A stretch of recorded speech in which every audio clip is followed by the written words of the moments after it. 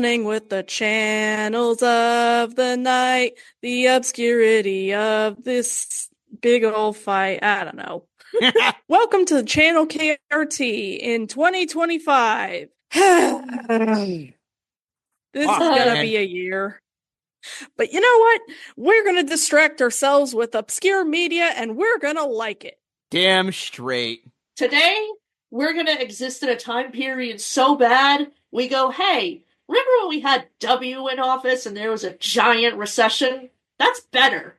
And a writer's strike. Yep. Yeah, that was a better time to live in. 2008 was definitely a year that showed writer's strike all over it. There was reality TV, more reality TV, and if there was anything actually written by people, it was this. Yes. Well, we also had Kung Fu Panda.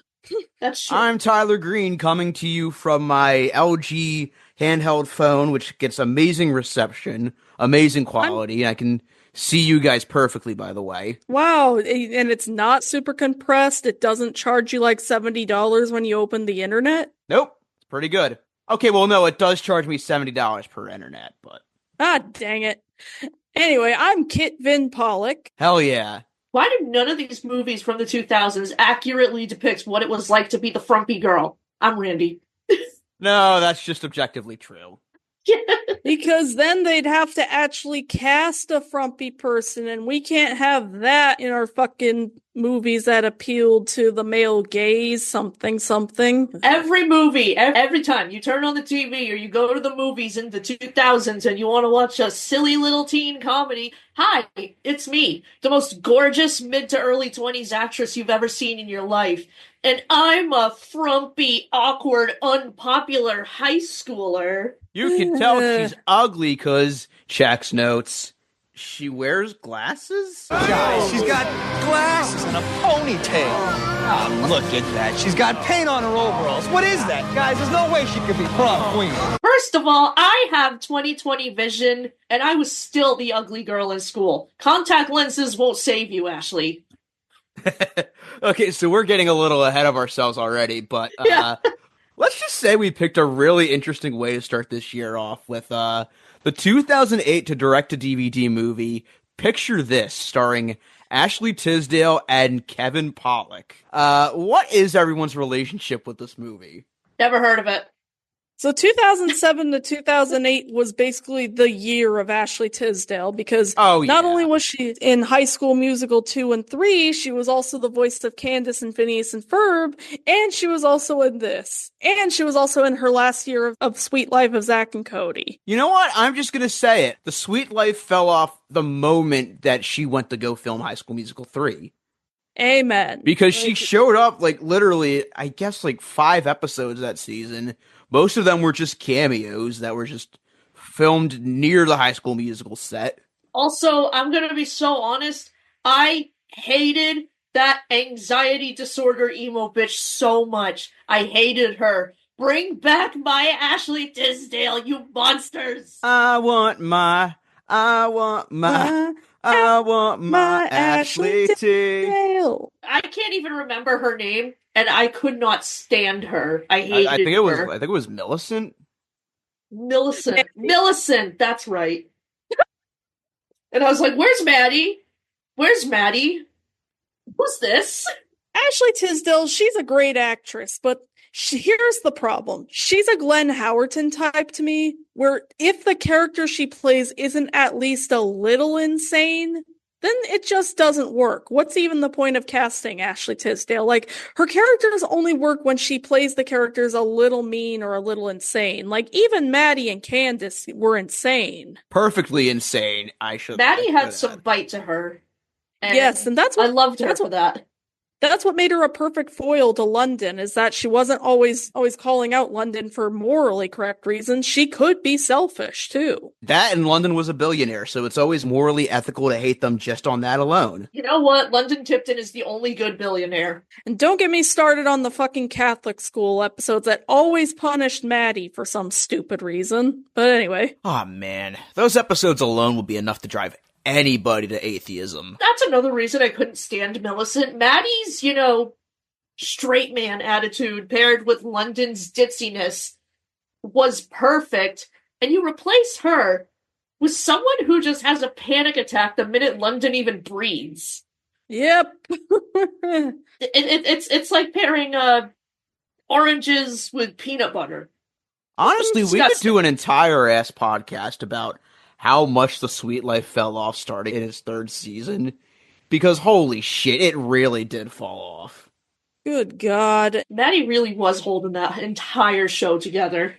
Yep. It was, let's be real. I don't think it's a coincidence that the very last episode of anything Sweet Life I ever watched was the High School Musical episode. Need I say more? One of the few good episodes in that season, which, by the way, I remember the night that premiered, that was an event, because that was also when High School Musical 2 premiered. That was when Phineas and Ferb, they teased the first episode, they showed that. And they also showed the Hannah Montana Jonas Brothers episode, if I'm not mistaken. That's right, oh my God. Honestly, that High School Musical episode is just straight up the funniest Sweet Life episode, just for how meta it is. The fucking Floss song will always live in my head rent-free, /positive. The stupid nobody thinks Maddie looks like Sharpay joke is stupid, but it's still funny. It's a stupid that is just still funny in just how stupid it is, and that's why it's, like, the best episode. Also, it has Mr. Mosby's crazy legs, so there you go. Yeah. Huzzah. Our point is, Ashley Tisdale is at her best when she's hamming it up. Oh, yeah. Yes. And sadly in this movie, her as Mandy, she tries. She tries, but they hold her back. So, and this is a role where she really could, like, play it up and overact and ham it up like she's amazing at, but for some reason, they just hold her back so much. Also, so we also got to talk about Kevin Pollak, who plays the dad in this movie. My man, Spinlock. We got another alien encounter guy in this. Let's fucking go. Hell yeah. It's kind of insane because this was around the time he also started his Kevin Pollak's chat show as well. Which I got something to say about the Kevin Pollak chat show. Yes. Out of curiosity, I looked it up to see if he did an episode with Ashley Tisdale. Yes, he did. I do recommend that. Go check that out. But there were a lot of things there that also caught my eye. For example, he interviewed Glenn Howerton, Weird Al, Dave Coulier, literally half the cast of the Drew Carey Show, which, yeah, I did check out his Diedrich Bader interview a while back. That's great, too. Alfred fucking Molina. Yes, the king. Yeah, holy hell. Kevin Pollak is a no escape harbinger, is what I'm trying to get at here. Agreed. Oh, and fun fact, he was in A Few Good Men. Oh, yeah, That's right. Was. It's funny that we haven't already added him to our no escape list because it feels like he fits perfectly on it. He really does. Oh my God. Yeah, and in addition, he was also in Casino. He was also in Marvelous Mrs. Maisel with Tony Shalhoub, another no escape icon, who was also on the Kevin Pollak chat show. That's right, yeah. He's got a big old career to him, and here in this movie, he's playing, what if Marlin from Finding Nemo was just absolutely insane? I like Kevin Pollak, I really do. And he is good in this movie, but the shit we gotta say about it, the dad character in this movie, oh man. Oh my God. Oh man, he makes Danny Tanner look fucking rational. Good God. So going into my relationship with this movie, so I was very much a front row witness to the whole Tisdale mania thing that was going on 2007, 2008. Because a long time ago, your boy was down bad for her. Aw, valid. Like one of my earliest childhood crushes. Like the first moment The Sweet Life premiered, I was like, okay, I can vibe with this chick. You know what? You're so right. My gay ass, looking back at it now, I was gay for just about every single Disney Channel girl. Miley, Raven, Brenda, Ashley, Vanessa, all of them. I was so gay. Demi, Selena, I was gay for all of them. And Absolutely. I actually won Correct. Because a decent number of them ended up also being gay. Yeah. Miley's gay, Raven's gay, Demi's gay. Some of those other ones gotta be a little fruity too. I mean, Ashley Tisdale did play a lesbian in a show with Emily Osment. Close That's enough. right. Oh Yeah, yeah, oh my Emily God. too. Loved her. So you know what? Close enough. They're both lesbians now. Yeah, Oh, she was. yeah. Yeah, there was an episode she was on of the show called Young and Hungry where they quote unquote dated. Where's this lesbian clip with Emily Osmond and Ashley Tisdale? It's for research. It's for a friend. It was on Instagram for a bit, so you can probably find it there. Okay, hold on. What exactly did Elliot tell you about me? Just that you were single and I had a chance. So going into my history super quickly, so I actually watched this movie way back when it aired because I was like, oh wow, Ashley Tisdale's in this. And then I was like, wow, this is way different from High School Musical. Ashley Tisdale, a Disney Channel star, swore? That's preposterous! They're talking about orgasms in this movie? You know, She said the H word. She can't do that. High School Musical 3 just came out in theaters. I was actually going to say, I was comparing this in my head the whole time to 17 again, which also stars High School Musical alumni Zac Efron in a PG-13 movie. Yeah, and the late great Matthew Perry. Matthew Perry also on the Kevin Pollak chat show. Hell yeah. Rest in peace, King. Rest in peace. First of all, let me just say 17 again is a great, funny fucking movie. If you haven't seen it, please watch it. All of the actors from High School Musical are fantastic at comedy. It turns Hell yeah. out. Yeah. Also, if you want a great Zac Efron drama performance, watch The Iron Claw. He's excellent in that. But anyway. Ooh, yeah. And here's the thing, in my head, I was like thinking, like, is this like kind of like Ashley Tisdale's 17 again? So I looked it up. This actually came out 1 year before 17 again. So she did it first. She did it first. She is the trendsetter. She is the icon, as usual. And if I'm not mistaken, this came out literally around the time of High School Musical 3. Yeah. 2008, 2009. Like, that's...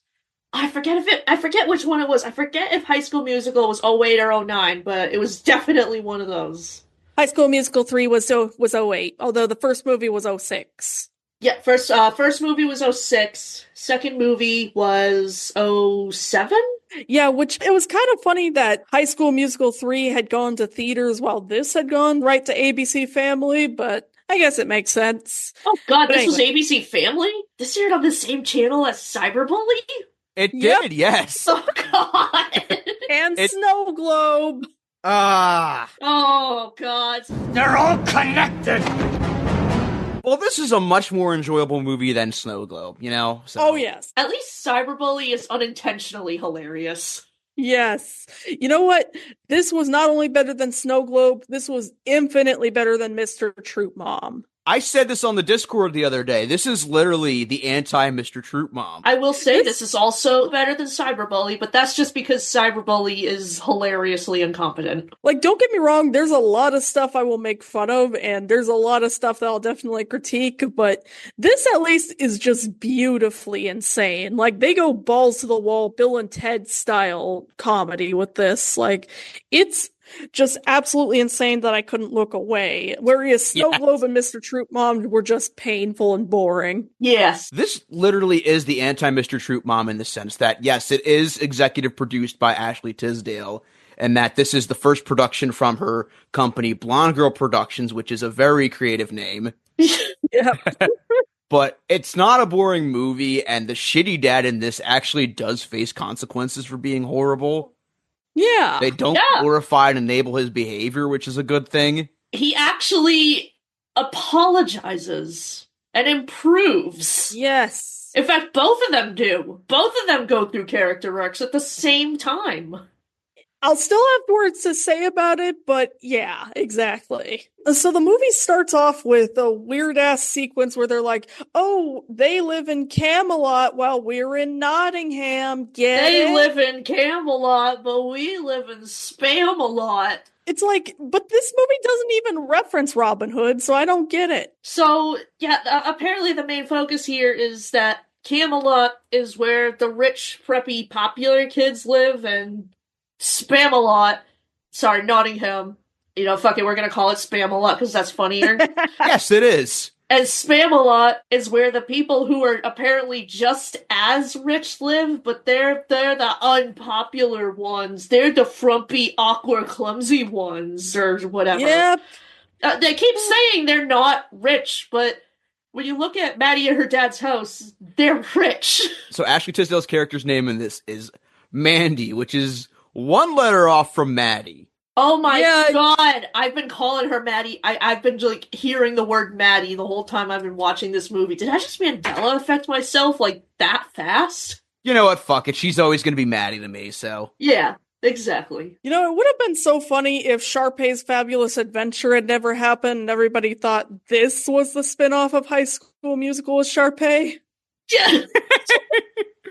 Like, this became her life after high school, or she somehow ended up having to repeat her senior year, and she's now just stuck in this new high school. I don't know.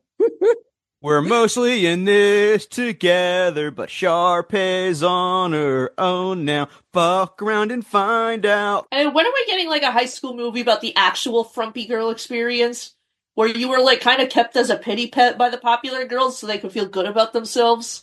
That happened to me, and it both negatively and positively affected me. I'm not gonna lie, I miss them. I hope they're doing good. Hooray! So we learned that Mandy's mom died when she's 4, and that's why Tom is so protective of her, but... Tom, the dad, of course, played by Kevin Pollak, yeah. Unlike Finding Nemo, we never find out what the hell happened to the mom, and we don't know why it made the dad so overprotective, so there's no good reason for him to be this overprotective. You know what? I'm just gonna say she also got eaten by a barracuda. You're right. The barracuda somehow broke into their house and just started eating their mom. Also, leave it to Kevin Pollak as the dad to call his daughter Kitten, because of course he is that kind of dad. Yeah, which is weird. I need survival skills. Kitten, I am socially handicapped with this relic. Your parents call you different names at home, right? Like, I don't know, Little Muffin Man or Binky Winkums? No. Okay, I gotta shout out that Letterboxd review by Marissa. Shout out to Marissa. Do they ever specify how the mom died? Because I'm convinced the dad murdered her. He absolutely did. Oh my I god. totally believe it, knowing just how completely unhinged he is in just surveilling his daughter's every waking move. There should be a scene where you just see him, he takes off his human mask, revealing a barracuda. Good God. The same barracuda. So we forgot to mention with the whole Camelot-Spamalot connection, it kind of makes sense that happens because the reason that comparison exists is solely because Ashley Tisdale can literally call a 2007 era flip phone her Excalibur.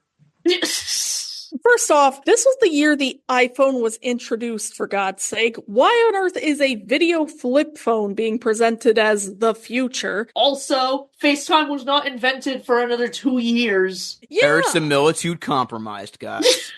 that phone would have like the most compressed ass videos imaginable. Think of that like that SpongeBob Soldier Boy meme. It would literally have 1 pixel per frame. If you wanted to actually video call someone in 2008, you had to get Skype, which was only available on the computer, and you were goddamn lucky if even with top-of-the-line Wi-Fi, you could get that shit to be more than 2 pixels. And you download LimeWire and accidentally get all of your family's computers enslaved by a virus, which, yes, that happened with me. I feel guilty about it to this day. So there's a scene when Tom the dad is driving Mandy to school, and her phone is literally breaking up when she's trying to call her friend. And I'm just thinking to myself, she's probably going to say, "Dad, I told you we need to stop using excess tech for our phone carrier." Alien Encounter references for the win! Dad, why won't you let me download the Family Guy song as my ringtone? The commercials told me that it's only $10.99 a month. Also, I think I managed to actually identify the cell phone she was using because I think old cell phones are really cool. That looked like a Motorola MicroTac. That came out in 1998.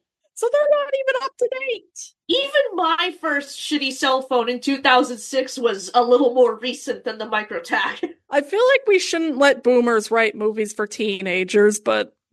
I think only the, like, brokest of broke in 2008 would give their teenager a Motorola MicroTac. No disrespect to Stephen Herrick, by the way. But anyway. So, in case you were wondering how much more we can make this of an obvious direct-to-TV Mean Girls ripoff, let's bring in two of the Degrassi girls. Oh, boy. I know nothing about Degrassi other than that one Shark in the Water PSA. I know it exists. I know there's an episode where they go to Hollywood because when I was watching Teen Nick at that time, they would just promote that one incessantly. All I know about Degrassi is it also introduced the world to 2024's rap villain. Oh, man. But yeah, shout out to Lauren Collins and Sinead Grimes-Beech. I'm not familiar with Degrassi, but yeah, I vibe with it. See, I actually kind of love this, because when you think about it, it's the greatest high school, themed entertainment crossover on the planet. You have High School Musical, the most squeaky clean, sanitized, oh, it's like high school, but like sanitized for little kids. And then you have Degrassi, the Murphy's Law of all high school shows. Speaking of Murphy, apparently Annie freaking Murphy has a cameo in this movie as Girl on Phone.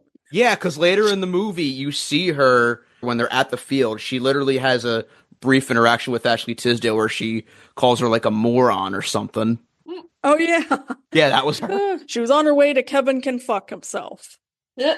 Also, I'm not even going to lie. I thought one of the best friends looked like Amanda Bynes. I did. I can kind of see it. I did too. I actually looked it up. I was like, is that Amanda Bynes? And it wasn't, but, damn. The only thing I know about these two actresses is that on Degrassi, apparently their characters are like rivals or something. Oh, okay. So we do have a friend who's big on Degrassi, Miranda, who's been on the show before. So, Miranda, you have full permission to call us out on our shit if we get anything wrong here. Also, we get introduced to the other big character we hate in this movie, Lisa Cross. This bitch. Her very first scene, by the way, is knocking over Mandy and taking a photo of her revealed underwear. 2000s. Haha, sexual harassment is funny if a woman does it. Sexual harassment of a minor. Where's Haley Williams when you need her? She can use the power of internalized misogyny to put Lisa in her place. Huzzah. Quick disclaimer, I do think Misery Business is a banger. It really Hell is. yeah, problematic fave. And also, I'm gonna be honest, I do not see what Mandy sees in Drew at all. And it's like, if my crush was dating somebody who did that to me, they would not be my crush anymore. But Kit, he's so hunky and dreamy. And I know they try to say, well, he's just as miserable being with her, but he didn't seem to have any issue breaking up with her, so what the fuck? Well, first of all, what the hell did he see in her in the first place? At worst, he's an enabler of her bullshit, because she's been bullying Mandy and other people for Lord knows how long. And let me make it very clear, this girl is just very vicious and a downright horrible human being, even for movie bully standards, as we'll get into later.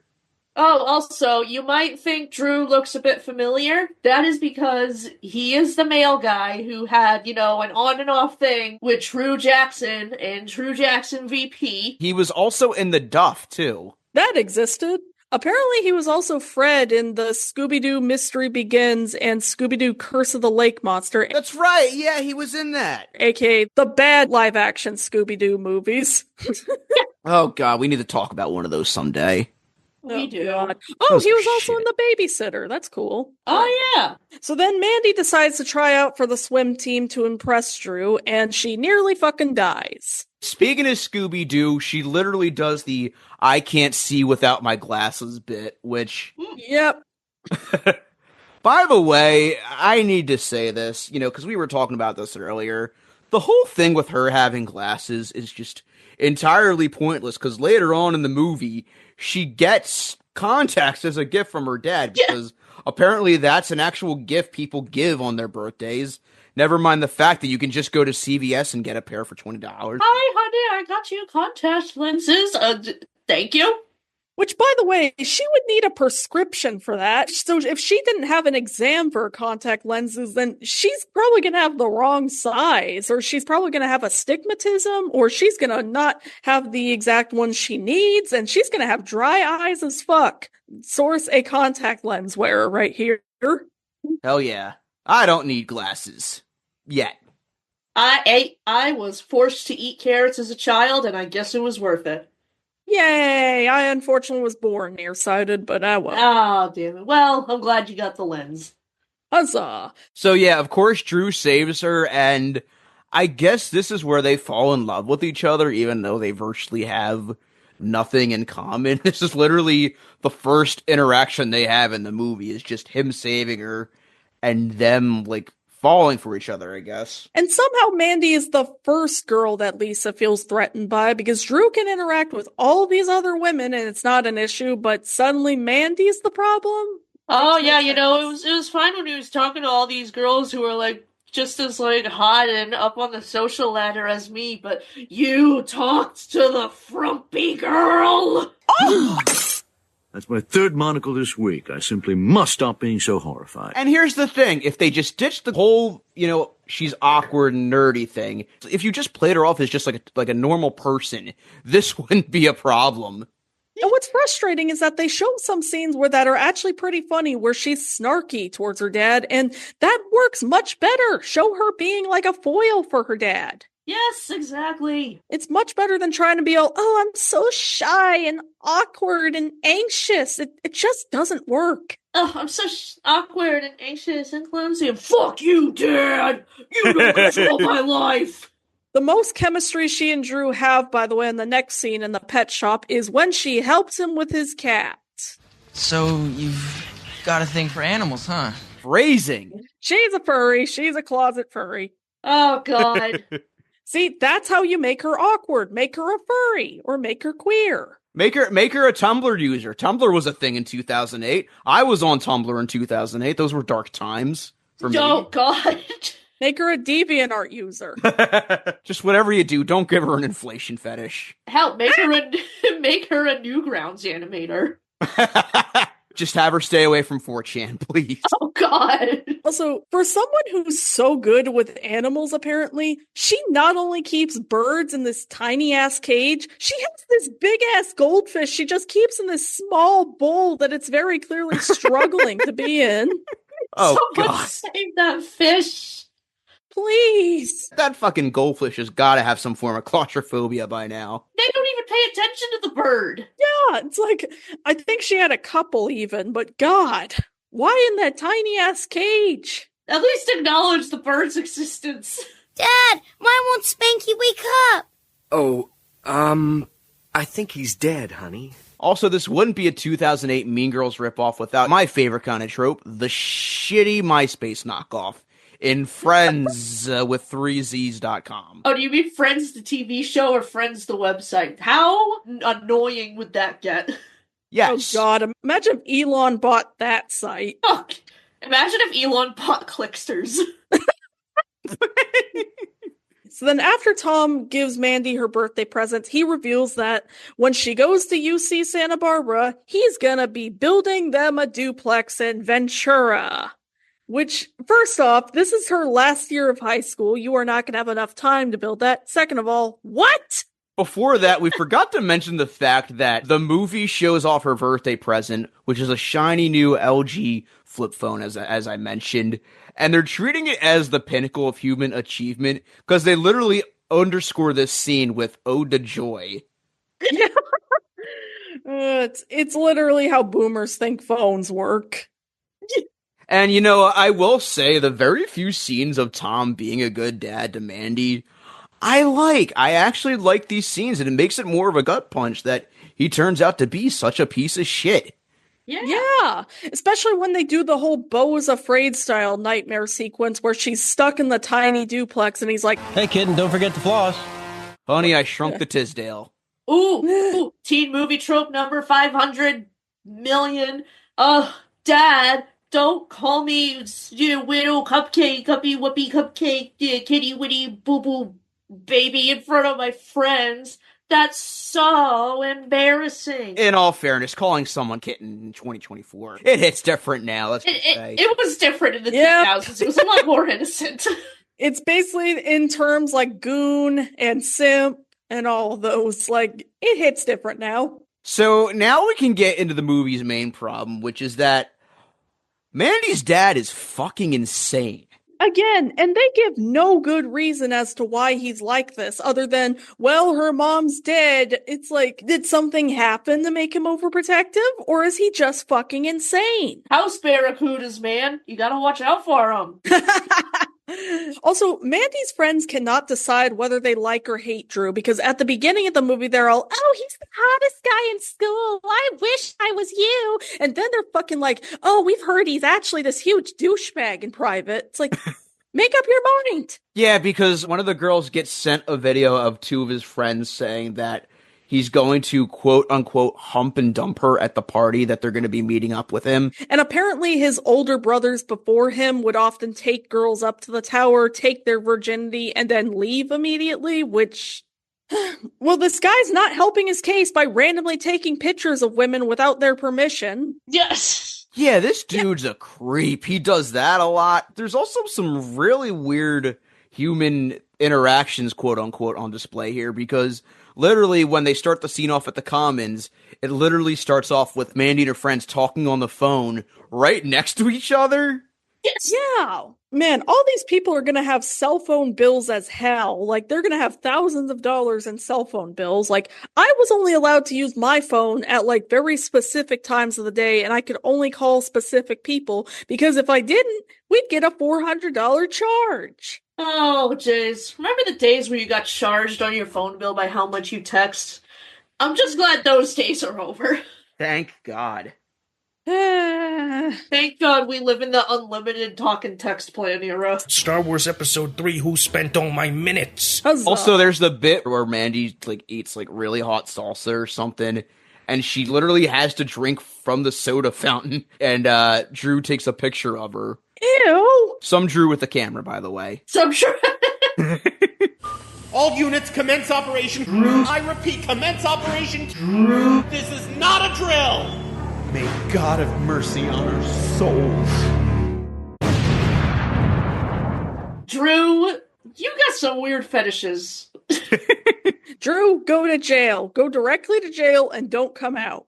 It's like, oh my God, by day he's like the hunky, popular boy at school, and at night he is gooning his ass off to pictures of women drinking from soda fountains. Yeah. And he literally follows this by saying, do you want a drink? I could get you a beverage receptacle. Are we sure this wasn't written by AI? This man has a fetish for women drinking stuff for some reason. And speaking of weird sex stuff, when he and Mandy are talking, he says, Lisa does scream a lot, though. And Mandy's like, what makes her scream? And it's like, wait, I don't want to know. This is PG-13. This ain't Disney Channel, kids. Technically MGM that aired on ABC, but still. But yeah. Yeah, okay, maybe it is kind of Disney Channel a little bit. Get it. The Disney Channel star is a grown-up now. Get it? Get it. And of course, Lisa finds them hugging and has a fucking meltdown. And Mandy just happened to drop her phone, so she decides to answer the phone when her dad's calling. And of course, her dad also has a freak out over their hug. Well, I also took it as the fact that she lied. She said that she wasn't going to go to the lake. And the thing is, when her dad specifically tells her not to go to the lake, he calls her friends delinquents for some reason. Oh, fuck. Damn, fuck you too, bitch. I get it. She shouldn't have lied that she went to the lake, but at the same time, what the dad does here just really trumps that. The punishment really does not fit the crime at all here. He grounds her for hugging a boy. Also, she's 18. Ashley, what did I tell you about hugging a boy? You are grounded for 9999999977710101044 years. 8675309. We joke, but that's basically what he does. He does a go-animate ass punishment on her. He really does, because the more she protests it, and rightfully so, by the way, he keeps adding on more punishments and shit. For God's sake, my parents, even when I was in trouble in high school, they never took my phone because I needed it for emergencies. They just fucking downgraded me to a regular phone rather than a smartphone. Exactly. And this isn't even a smartphone. This is a weirdly advanced flip phone. Yeah. Also, she's 18. He can't legally ground her. Honey, you're grounded. Oh, okay, Dad. Literally just walks out the door. Yes. She could sue him for false imprisonment. No, yeah. Hi, I'm Saul Goodman. Did you know that you have rights? The Constitution says you do, and so do I. I believe that until proven guilty, every man, woman, and child in this country is innocent. And that's why I fight for you, Albuquerque. Better call Saul. She could, but then again, we wouldn't get the happy-go-lucky montage where the dad does his grounded monologue, which, you know, if that music wasn't playing, it would easily come off as more disturbing than funny. I mean, at least if Kevin Pollak is going to be funny here, he could at least say that she's grounded in a Christopher Walken impression, you know? You gotta play that music they play during the co-animate grounding stuff. We get introduced to the best characters in the movie, Tom's sister and her son Peyton. And the sister isn't afraid to call him out on his bullshit. Neither is the child. Oh, we'll get to that. These two humble him in the best way. And this movie rips off Freaky Friday 2003 by often invoking 1984, and the sister even calls him Big Brother at one point. I mean, it literally doesn't get more on the nose than Mandy's friend literally holding up the book in 1984 and saying, Big Brother is watching you. Yeah. Yep. And during the scene where he's talking with his sister, he says something along the lines of, no matter who she's doing it with, I'll be there the whole time. Ew. Jesus Christ, man. Go to therapy or jail or both. 2000s. I never thought I'd say this, but Danny Tanner, I'm sorry, man. I'm sorry I doubted you. Although still fuck you for that episode where you made the girls walk all the way home from downtown San Francisco unattended because they got locked out of the Gibbler's car. I will never forget that incident, nor will I forgive you. At least Danny Tanner was able to admit when he was wrong within like 30 minutes. Yep. And that's not all the horrible shit he does. The worst thing he does in this movie is that, you know, because she keeps mouthing off to him, he literally threatens to take away the opportunity for her to go to a good college and get her dream career. Because he tells her if he keeps mouthing off, he'll cancel that and she'll have to go to junior college, whatever the hell that is. Is that like community college for rich people? Literally, the only goal for him here is to control his daughter and her decisions, especially knowing what we know about the duplex. Hell is too chilly for this motherfucker. Good God. And he has the audacity to say that the most important thing between a father and a daughter is trust, which he clearly does not have towards his own daughter. It goes both ways, dude. I will say this, looking at the comments on YouTube for this movie, I'm genuinely amazed that I have not seen one devil's advocate defend the dad, because usually when that happens, you get at least one bad faith dipshit. I haven't seen a single thing defending him. He really is that terrible. It's just straight up bad coping mechanisms on his part. Honestly, I think it helps that the fact that the dad's actions are portrayed as way too goddamn insane for any rational dad, whereas, say, George Lopez and Mr. Troop Mom is sadly a little too realistic, so... Oh, it's way too realistic. Yeah. Yeah. And the thing is, too, when she mentions Drew in the party, he literally calls him a rabid primate who was groping her.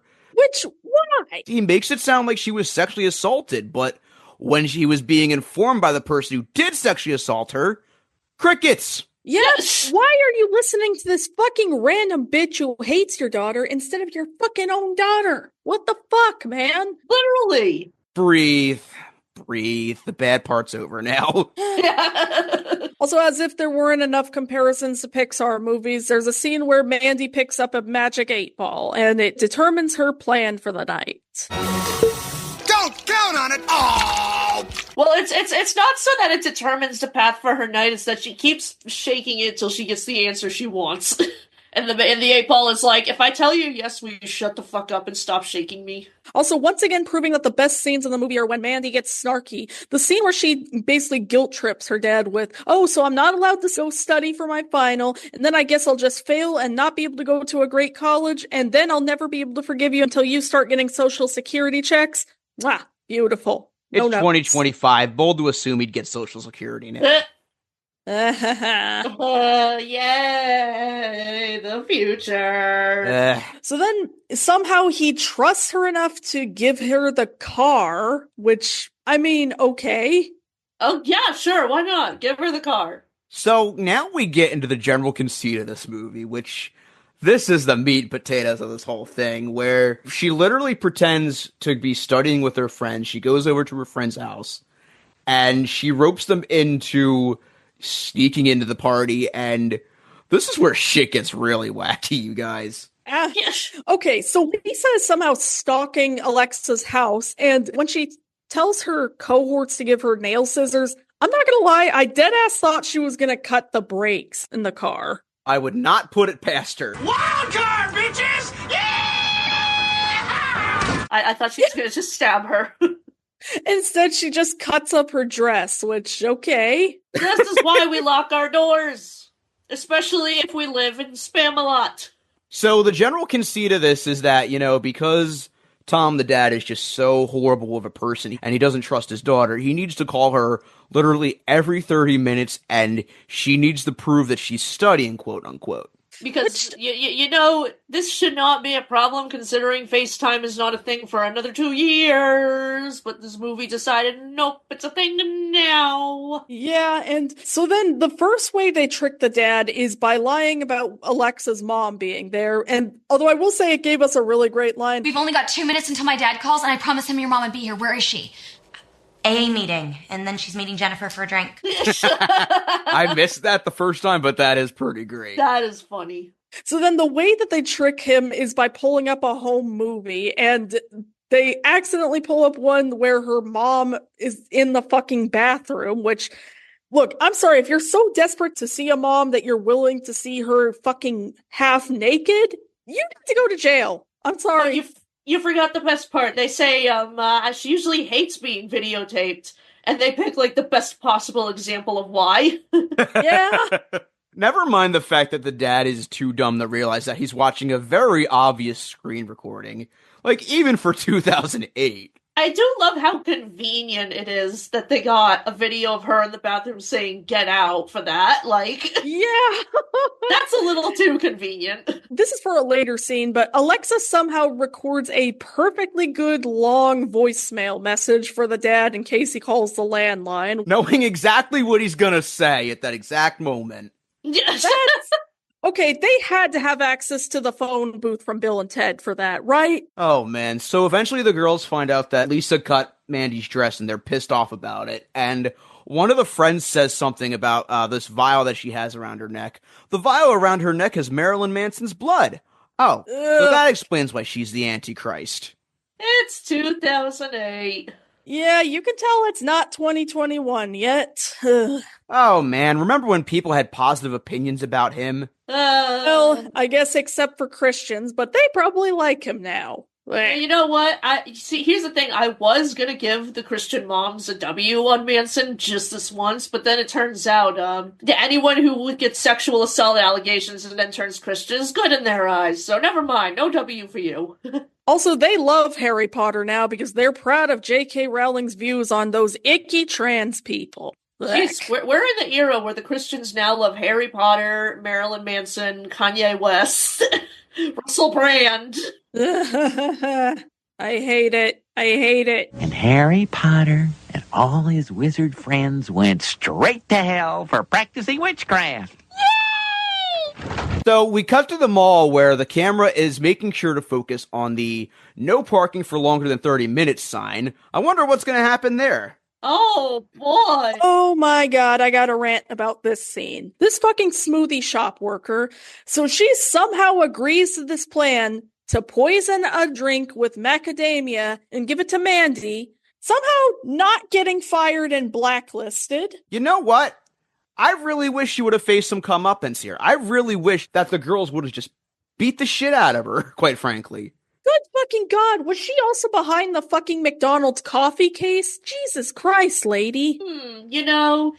Purposefully putting an allergen in a drink for someone might end up not only costing the store hundreds of thousands in lawsuits, but also potentially shut us down for good.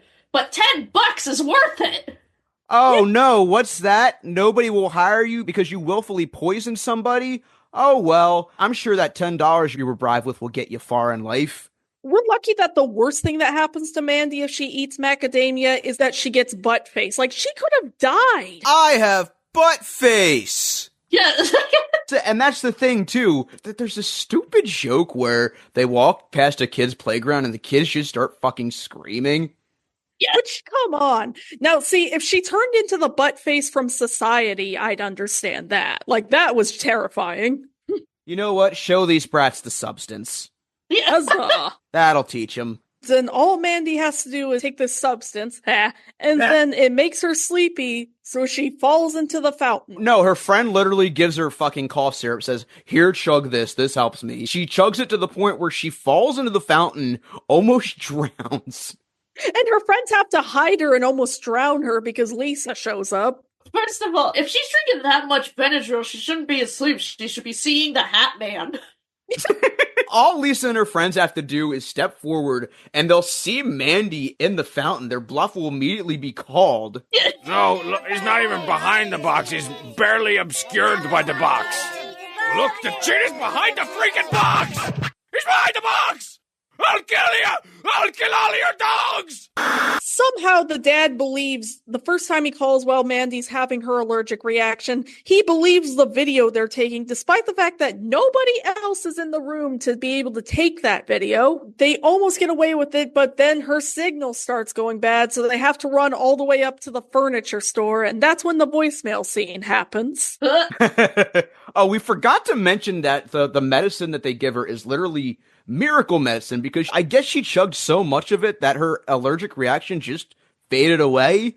Yeah, that's how that works. No hospitalization, just chug your cough syrup. You'll be fine, kids. She fell into the magic fountain that cures all your allergies and cures your overdoses too. Didn't M. Night Shyamalan make a movie about that? Yeah.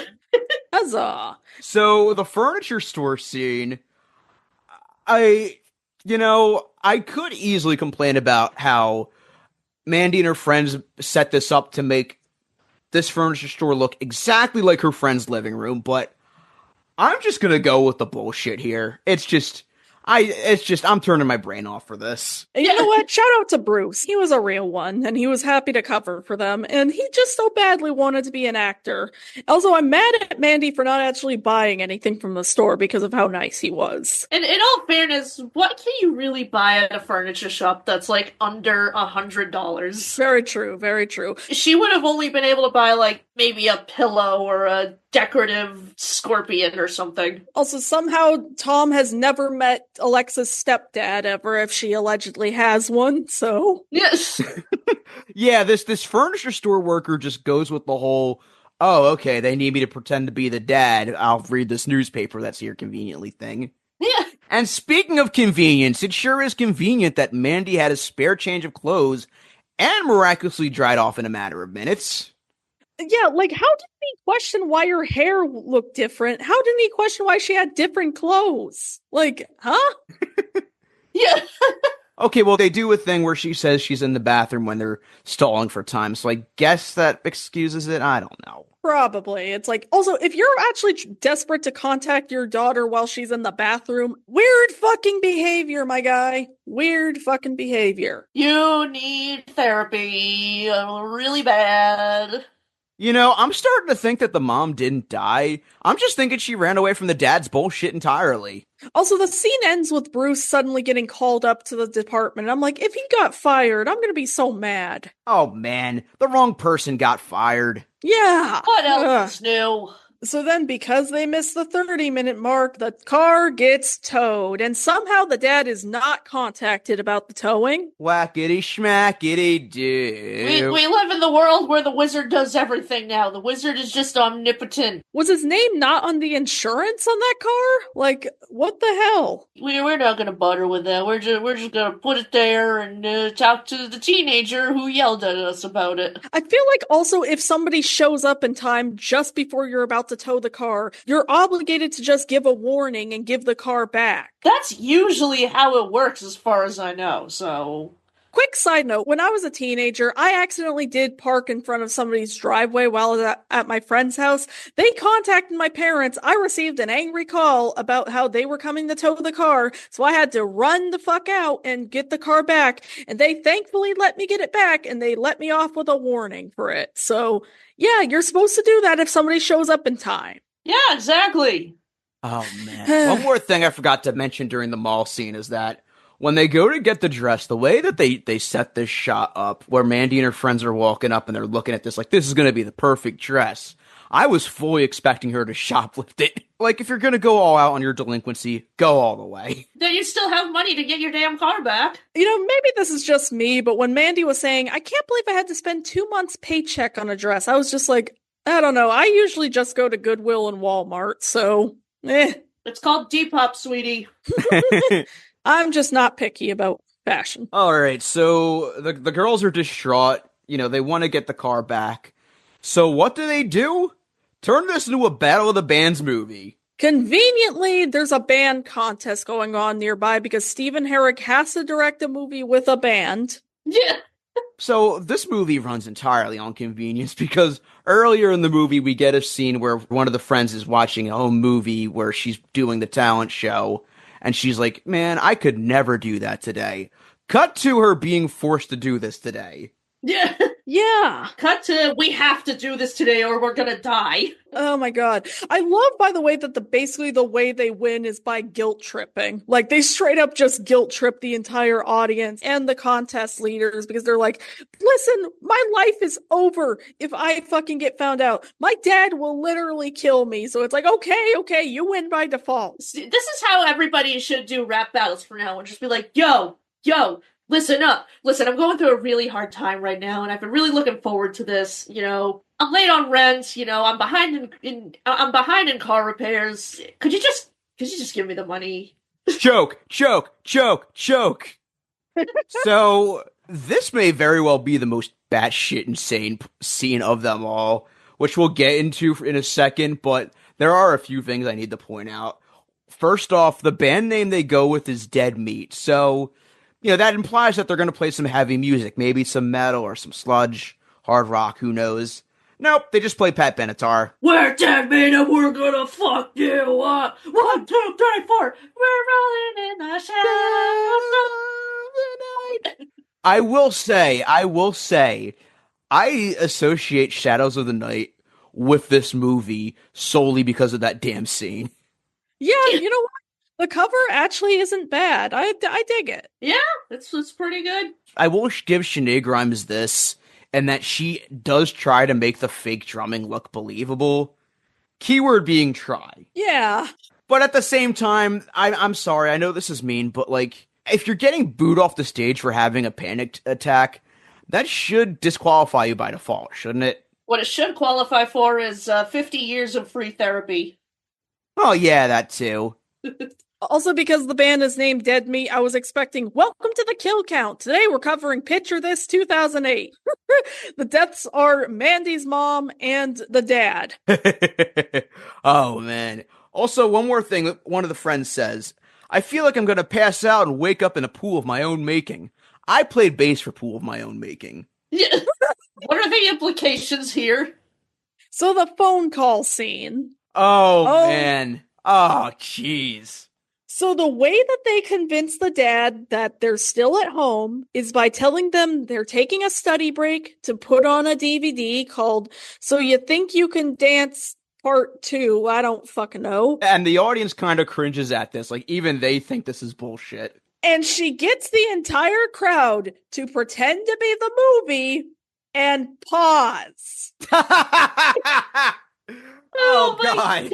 That scene has lived rent-free in my head for fucking how many years? 13 years now. Never mind the fact that if they actually tried this at a real concert, the audio would be so distorted that this plan would literally fall through the mud in an instant. And never mind the fact that you can see the audience clearly moving when they're supposed to be paused, quote unquote. Somehow all of this works. Hey, honey, I went on Google, and So You Think You Can Dance Too does not exist. What if somebody had a stroke in the middle of the audience and just fucking collapsed? Like, good God. I just imagine that someone in the audience is just so drunk and just so angry that this Battle of the Bands thing is being disrupted. He just literally breaks in the middle of it and just starts waving his hands around like an asshole. You're telling me in the year 2008, the golden age of internet trolls, there was not at least one person there who so badly wanted to just fuck with her by moving. And the dad does point out, why is it the same time in the movie as it is right now? It's like, why is there even a clock? And why is he not looking at the clock when the movie is paused, quote unquote? He can literally see the clock move. Yeah. It's dumb. Oh my god. It's beautifully dumb, but it's dumb. It is. I love this movie. I love how outlandish this movie is. By all intents and purposes, all the shit it's putting in our faces right now should not work. And yet it does. You know what? I would not be shocked this does take place in the Bill and Ted universe. Also, one more thing. It would have been hilarious if when Mandy literally screams at the audience to pause, they don't hear her, they just keep going. I just had so many mojitos. She could have lied like, oh yeah, the pause button is broken. The DVD is actually a creepypasta, and now it's coming to life, and I'm going to be brutally murdered. Well, as long as you're not getting hugged by a boy, honey. Oh man, so we need to talk about the rivalry between the dad and Peyton, because holy shit, I just love some delicious karma. Yes. I'm glad at least one person is held accountable for their bullshit in this movie. Even if it has to be a damn wiener kid. When Peyton picked up the duplex, I was like, yes, do it! Do it! You were just like the Palpatine next to him. Do it. And he breaks it. I swear to God, I heard just an entire crowd cheering. Oh, yeah. It was Avengers Endgame all over. Now this scene right here, this is where I heard, oh, the joy. Yes. And also, so this is where the dad learns his lesson, because he learns, oh wow, raising a kid is hard, and I gotta realize that I'm having to bullshit to my sister as well. Is this what I'm doing to my daughter? Wow, it's almost like it sucks to suck or something. Yeah. Yep. Because we literally get a montage, because the dad, he's pissed off at the kid, so he goes in to put on a DVD, which, by the way, there's a Barney name drop. Let's see if we can't entertain you for a couple of minutes. Keep your hands off Sesame Street's always good, as is Barney. I'm not even mad or surprised anymore. This is just our life now. Just move past it. We're numb to it. So he puts on some home movies of him bonding with Mandy as a kid.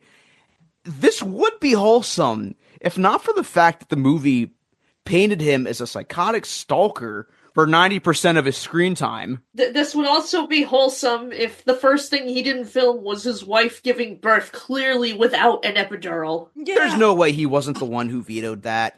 Yeah. Ugh. You know what? Maybe she was just as crazy as him. Maybe she was just as crazy as him, and that's why she let the barracudas in the house. Also, this is where I got a rant about how this movie tries so hard to be Finding Nemo, and why the redemption work for Marlin works, and why this movie, the redemption arc for Tom, does not. Okay, so Marlin, it doesn't necessarily justify his actions, but you understand why he's overprotective. His entire family fucking died, and Nemo barely scathed by and now has a tiny fin because of what happened. Also, it's the fact that they are fish, and the ocean is ruthless and uncaring, and everything eats everything, so it kind of makes sense for a fish dad to be overprotective.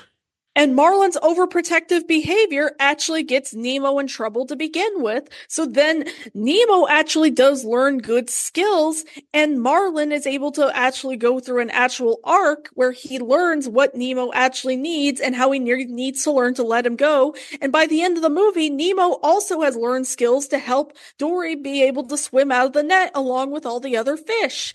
Meanwhile, Mandy is just learning how to lie better. She's just learning how to be more paranoid, more fucking constantly worried. Yeah, the movie technically calls him out on it, but it's still fucking weird that they still try to portray him as just so sweet and loving, actually. This movie's moral is accidentally, sometimes it's okay to lie. Yeah! No, not sometimes. Also, I forgot to mention this at the beginning. This movie is a reverse Phineas and Ferb. Candace is the one who's trying to avoid getting busted. You're right.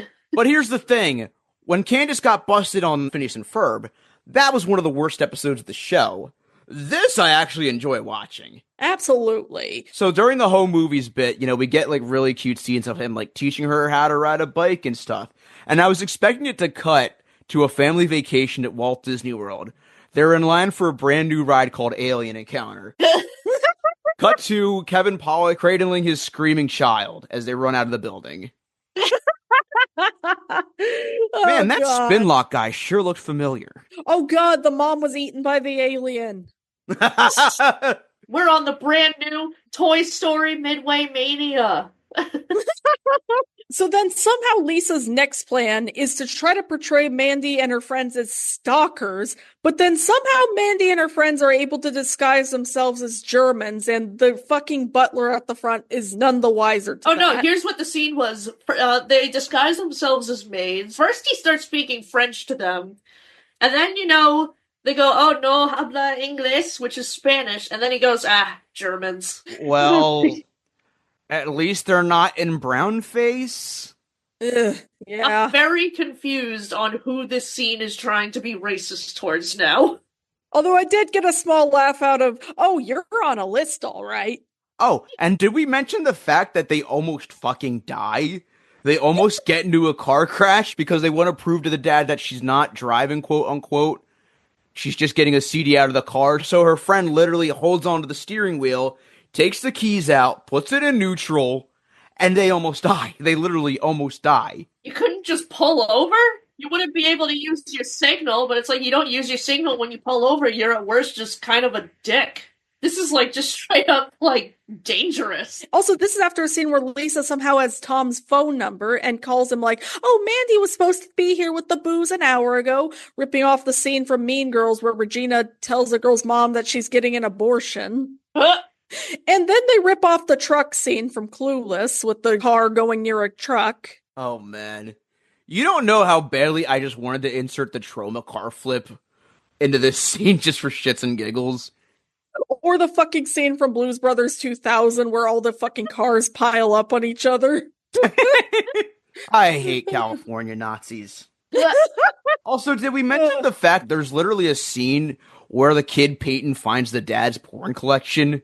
Oh my god, he puts in this parody of Girls Gone Wild and he starts pulling his shirt up and I'm like, you know what?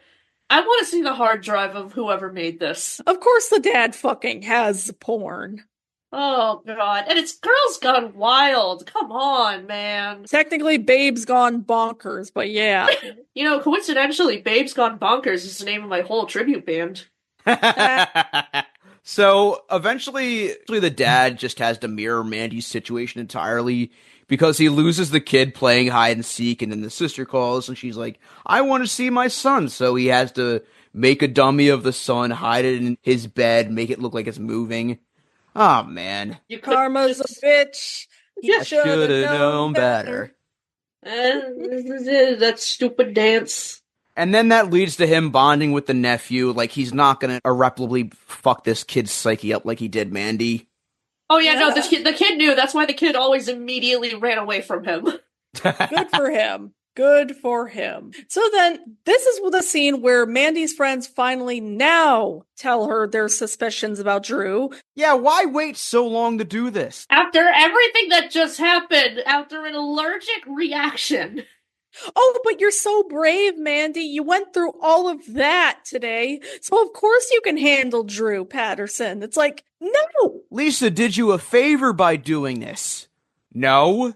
Lisa literally almost killed her. Good fucking Lisa God. is a murderer. She's an attempted murderer. Ugh. Attempted murder. Now, honestly, what is that? Do they give a Nobel Prize for attempted chemistry, do they? And then that scene ends with Mandy's friend just pulling out a knife out of nowhere. And I was expecting Mandy to go, sweet, now I can finally stab Lisa in the face. Yay! And then they give it to her under her dress. Did they shove it up her ass? Jesus. I don't know what they were supposed to be doing here. I don't know if they were supposed to be cutting the dress up to look nice. I don't know. I don't like it. 2000s. I will say, though, as much as I say that I don't really buy the arc for the dad in this movie, I will say I do appreciate that they at least finally make him chill the fuck out, and finally he's like, okay, fine, I'm not gonna call. Yeah. Doesn't tell her she's ungrounded, but, Yeah. There's that, I guess. Oh, by the way, you're still grounded. And somehow Mandy is not creeped out by the fact that Drew has all these fucking photos of her and is like, oh, I'm so flattered. I'm getting a restraining order. Mandy, I think the last thing you need to be worrying about is becoming a tower girl. Ugh. I think you need to start being worried about being a kidnapped in the tower girl. Hi, Mandy. I see you found my collection. What do you think? A fucking ritual scene. So you know what this movie needed? A fucking blood ritual with Marilyn Manson's blood. I'm not kidding. That was paying off to something. Yeah. So fucking Lisa and her friends are doing a blood ritual. So then somehow she ends up getting poisoned because she's been drinking. And her karma is that she pukes all over and it's a viral video. I'll take it. Though I didn't need to see the puke. Good lord. Yeah, no, like, why did she puke? Oh, it's not just that. They show the puke scene over and over and over and over and over and over.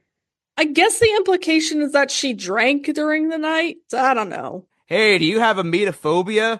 Oh, well, skill issue. Too bad, bitch. I mean, I will say she deserved it. You know, karma is a bitch and whatnot, but we really did not need to see that. She deserved it, we just didn't need to see it. She deserved to fall off the tower and die. Oh, no, Yes. she deserved to be curb stomped by Mandy and her friends. Yes, there we go. So then at first it seems like everything's going well for Mandy and Drew, but then he goes into the shower, which gives her the idea that he's looking for sex. So, okay, maybe the whole fucking him taking pictures of you without consent and dating your fucking bully should have been the red flags, but alright. Yeah. Also, it turns out he's not even in the shower. He's got sweaty palms because he finally got his stalky to go upstairs with him, and now he's like, I don't know what to do.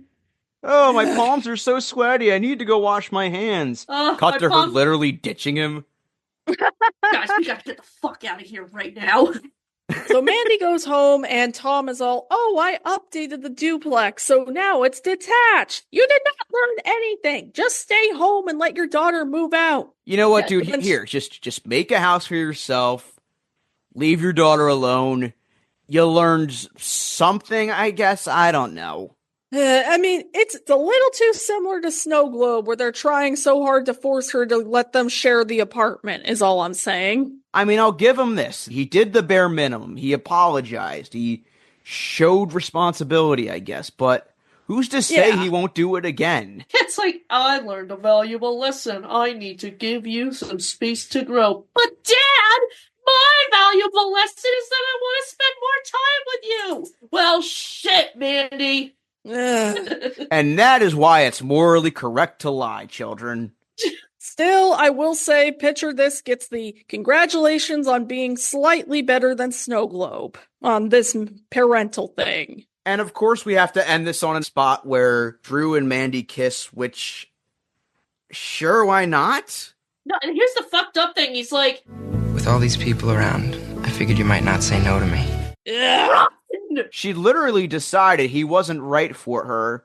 Why is she still having this moment with him? Insert that scene from the night before where the girlfriend says, no, it was actually gross that you proposed me in public. Fuck you. And by the way, this is all underscored by a song literally called Pictures of You. Get it? I always thought that was a fucking Nickelback song. Oh, no, it's not. The band that did that song, The Long Good Night, they literally put out one album and then they dipped. Oh, wow. So that was, nothing back then. That whole prom scene, by the way, should have ended with Mandy just going Carrie on the entire school for fucking supporting the whole spreading of the video of her in her underwear again. Like, oh, yes, that would have entirely been warranted. Yes. So, despite everything, despite a lot of the glaring issues of this movie, I'm still going to give it a keep the tapes just for the sheer batshit insanity of just everything that Mandy and her friends go through in this movie.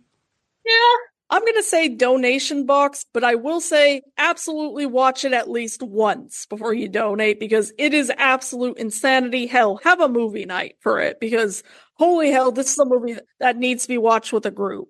Yes, absolutely. You know what? I got a new one. I'm going to put these tapes in a museum. Valid. This is like such a relic of 2008 specifically. I can't hate it for that. It belongs in a museum. I can't keep the tapes. I can't burn the tapes. I don't even want to put these in a donation box to get lost at some thrift store. This is a put these tapes in a museum. I'm still going to count it as a fence sit. I still can't believe 2008 was the best times of our lives, but maybe it's a coincidence that when Ashley Tisdale ruled the world, everything was better. You know what? 2008 was great if you were a kid. Not if you were an adult trying to worry about finances during the recession and your kid comes up to you like, Mom, can I get Super Smash Bros. Brawl? It's going to come out this year. It's really cool and it's got Sonic in it. Honey, I don't know if we're going to be able to have a house at the end of the month. The only thing that I had to worry about in 2008 was playing Wii Sports and playing Pop Tropica. So it all worked out for me. Oh my god, how am I going to be able to afford groceries this week? Mom, can I get a Club Penguin membership? I can get a Puffle and I can wear a cloud and get a bigger igloo? Mom, can I get a Webkins? What's a Webkins? Did you guys ever have that, like a thing where your class literally had to share a Webkins and take it home with you every week? Like, every week it'd be assigned to a different child or something? No, but I'm jealous of whoever did. No, that was my class in, like, 4th, 5th grade. We did that one week. That's cool. I know! In my kindergarten class, what we had was this Franklin plush we had to take places. Oh, yeah. My class would do that with our grade's mascot. So, like, if the kindergartners had sea otters, first graders had penguins, second graders had a stuffed polar bear, etc. That's adorable. Yeah. You know what? I'm not going to plug my social media much this year because I'd like to be offline as much as possible, but you can find me on Discord under Muppet Breakout now. You can find me under MuppetVision_3D on Letterboxd, and you can find me going back in time to pick up all the relics of old cell phones. Hell yeah. You can find me as Neon Tales on Blue Sky and YouTube. You can also find me trying to fund a movie about what it was actually like to grow up the frumpy girl in high school without glasses, because the glasses and the contacts and the ability to see did not matter. Ashley. Exactly. As for me, you can find me on the usual spots, Tyler FG on Twitter, Tyler FG96 on Instagram, Tyler FG on Blue Sky. As for the show, you can find us on Twitter at channel_KRT, Channel KRT Podcast, all one word, on Instagram, and Channel KRT on Blue Sky. We also have our Discord server and our Facebook group, which you can find in the link tree in our Twitter bio. And if you want to help support us, you can also check us out on Patreon and Ko-Fi. On Patreon, we have exclusive minisodes, outtakes, and episodes of this very podcast at its earliest convenience. And on Ko-Fi, we just have exclusive minisodes and outtakes for $5 a pop. And of course, thank you to our pals Paul Spicknall, Tony Goldmark, Ashley Hines, and Chris Reyna for pledging to us the $10 level. And a huge thank you to our executive producer, Gomer. All right, Channel KRT, video phone to static. Hell yeah. And now we gotta rearrange a furniture store to make it look like we've been recording this whole time. Pictures of you, pictures of me, cutting to static on Channel KRT. So go back to the club.